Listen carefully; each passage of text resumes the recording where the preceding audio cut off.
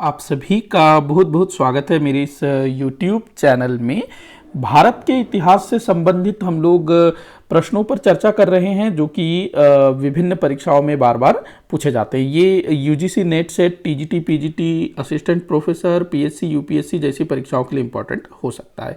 हम लोग सीधे क्वेश्चन पर चलते हैं। पहला क्वेश्चन मैंने लिया है, भारत छोड़ो आंदोलन के समय हजारीबाग जेल से भागने वाले आंदोलनकारी कौन थे?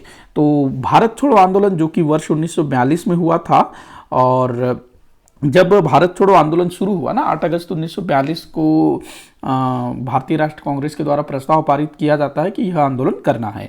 तो उसके अगले ही दिन अर्थात 9 अगस्त 1942 को ऑपरेशन जीरो आवर के तहत देश के विभिन्न स्थानों से जितने भी बड़े बड़े नेता थे, बड़े बड़े स्वतंत्रता आंदोलनकारी थे, मतलब भारतीय राष्ट्रीय कांग्रेस से जुड़े हुए जितने भी बड़े बड़े नेता थे, बड़े बड़े लोग थे, लगभग सभी को गिरफ्तार कर लिया जाता है।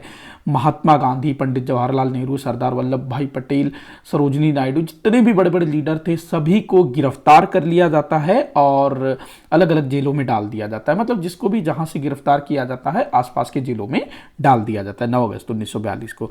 तो ऐसे ही किसी एक आंदोलनकारी को हजारीबाग के जेल में बंद कर दिया जाता है। ऑपरेशन जीरो आवर के तहत गिरफ्तार किया जाता है और हजारीबाग जेल में उसको बंद कर दिया जाता है। और वो जो आंदोलनकारी है वो हजारीबाग जेल की दीवार को कूद करके भाग जाते हैं और भूमिगत रह करके आंदोलन का नेतृत्व करते हैं, लोगों का नेतृत्व करते हैं। तो उनका आपको नाम बताना है। तो यहां इनका नाम है जयप्रकाश नारायण। जयप्रकाश नारायण, जिनको जेपी भी कहा जाता है। तो ये जो है हजारीबाग जेल से भाग गए थे और भूमिगत रह करके आंदोलन का नेतृत्व कर रहे थे। अगला क्वेश्चन दिया है, शाहमीर वंश का शासन किस क्षेत्र में था? शाहमीर वंश, तो शाहमीर वंश का जो शासन है ये कश्मीर में था।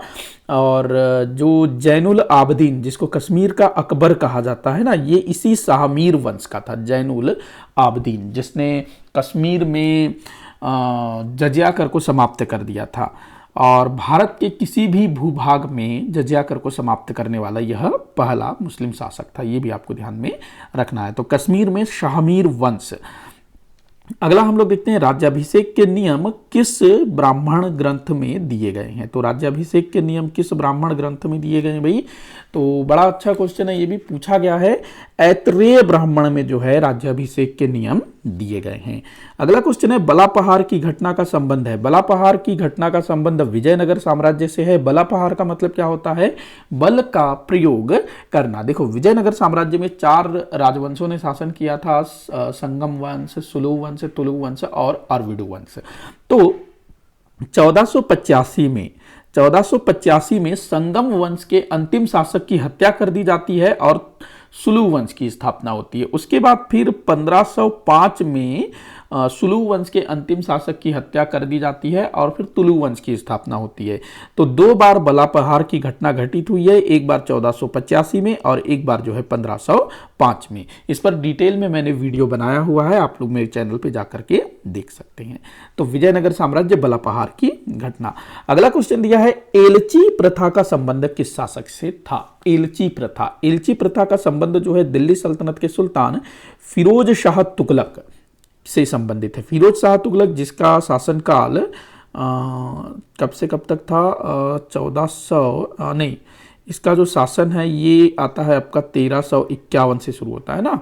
1351 से लगभग 1388-89 के आसपास तक जो है ये शासन करता है फिरोज शाह तुगलक। तो जो फिरोज शाह तुगलक था, इसने क्या किया, जो सैन्य व्यवस्था है या फिर कहें सेना का जो पद है उसको कर दिया वंशानुगत, आनुवांशिक। मतलब कि पिता के बाद उसका बेटा जो है उसके पद को प्राप्त करेगा। तो इसी प्रथा को बोला जाता था एलची प्रथा। मतलब कि सेना के पद को आनुवांशिक कर दिया गया और इस प्रथा को क्या कहा गया? एलची प्रथा। अगला क्वेश्चन दिया, दक्कन एजुकेशन सोसाइटी की स्थापना किसने की थी? दक्कन एजुकेशन सोसाइटी की स्थापना हुई थी 1880 में और इसके संस्थापक थे महादेव गोविंद रानाडे, जिनको एमजी रानाडे भी कहा जाता है। आगे चल करके गोपाल कृष्ण गोखले भी जो है इस दक्कन एजुकेशन सोसाइटी से मिलते हैं। बढ़ते हैं अगले क्वेश्चन की तरफ। अगला क्वेश्चन दिया है, दक्षिण की द्रविड़ का आधार है। दक्षिण की द्रविड़ का आधार है क्या है यार? द्रविड़, अच्छा, द्रविड़ शैली द्रविड़ शैली होना था ये। हाँ देखो, जो द्रविड़ शैली है ये वास्तुकला से संबंधित शैली है। वास्तुकला अर्थात स्थापत्य कला, जो मंदिर भवन निर्माण होता है ना, तो उसकी एक शैली है द्रविड़ शैली। हमारे भारत में वास्तुकला की 3 शैलियां देखने को मिली है। वास्तुकला अर्थात तो स्थापत्य कला की 3 शैलियां देखने को मिली है। उत्तर भारत में नागर शैली, मध्य भारत में बेसर शैली और दक्षिण भारत में द्रविड़ शैली। तो दक्षिण भारत की जो द्रविड़ शैली है उसका आधार कौन सी कला थी, तो ये आपको बताना है। तो इसका आंसर होगा जो पल्लव वास्तुकला है, यही आगे चल करके दक्षिण की द्रविड़ कला शैली का आधार बनी। जो दक्षिण में जो बड़े बड़े मंदिर दिखते हैं ना वो। अगला दिया है ग्वालियर टैंक मैदान का संबंध किस आंदोलन से है। तो ग्वालियर टैंक ये मुंबई में है, उस समय इसको बंबई कहा जाता था। भारत छोड़ो आंदोलन से संबंधित है ग्वालियर टैंक। जो भारत छोड़ो आंदोलन का जो प्रस्ताव है इसी ग्वालियर टैंक से पारित हुआ था। तो ये काफी महत्वपूर्ण स्थान है। अगला दिया है सूती कपड़ा के साक्ष्य किस स्थान से प्राप्त हुए हैं। तो सिंधु घाटी सभ्यता से संबंधित प्रश्न है। तो सूती कपड़ा के साक्ष्य किस स्थान से प्राप्त हुआ है। तो भाई लोथल से मिला है सूती कपड़ा का साक्ष्य। तो सिंधु घाटी सभ्यता से संबंधित इस तरह के प्रश्न जो है पूछे जाते हैं। तो लोथल से जो है सूती कपड़ा के साक्ष्य मिले हैं। अगला क्वेश्चन है जो कि इस वीडियो का आखिरी क्वेश्चन होगा। हाँ 10 ही लिया है मैंने आज भी। लक्ष्मण संवत किस वंश के शासक द्वारा आरंभ किया गया है। तो लक्ष्मण संवत जो है ना ये सेन वंश के शासकों द्वारा शुरू किया गया है। एक शासक थे लक्ष्मण सेन, तो उसने जो है लक्ष्मण संवत की शुरुआत की थी। आप लोगों से मेरा एक क्वेश्चन है कि आप बताएंगे कि लक्ष्मण संवत की शुरुआत किस वर्ष की गई थी। यह आपके लिए क्वेश्चन है, आप लोग इसको खोजिएगा और नीचे कमेंट बॉक्स में इसको आंसर करिएगा। तो इसी के साथ आज का ये वीडियो यहीं पर समाप्त होता है। आप लोग मुझे कमेंट करके बताइएगा कि वीडियो श्रृंखला आपको कैसी लग रही है।